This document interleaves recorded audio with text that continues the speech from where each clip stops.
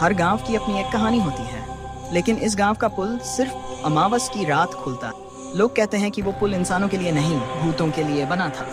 सालों पहले एक साधु ने उस पुल के किनारे तंत्र साधना की थी। कहा जाता है कि उसने किसी अधूरे कर्म को पूरा करने के लिए आत्माओं को बुलाया था। उसने चेतावनी दी थी, जब अमावस आएगी ये पुल खुल जाएगा, लेकिन इंसान उस पर कदम रखेगा तो वापस नहीं लौटेगा। सालों तक किसी ने उसकी बातों पर ध्यान नहीं दिया, पर एक दिन रवि नाम का नौजवान अपनी जिद में उस रहस्य को देखने निकल गया। गांव वालों ने उसे बहुत रोका, पर वो नहीं माना।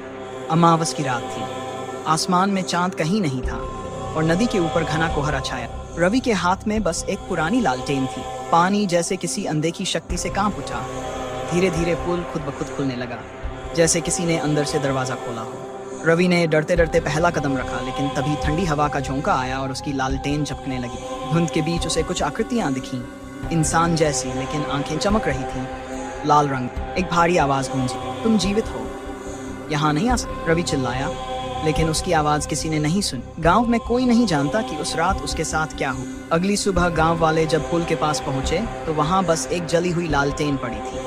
पुल फिर बंद था, जैसे कुछ हुआ ही नहीं। कहते हैं हर अमावस की रात वो पुल फिर चमक उठता है, और अगर कोई निडर होकर वहां जाए तो पानी में उसकी परछाई नहीं दिख, क्योंकि वो अब जीवित नहीं रहता।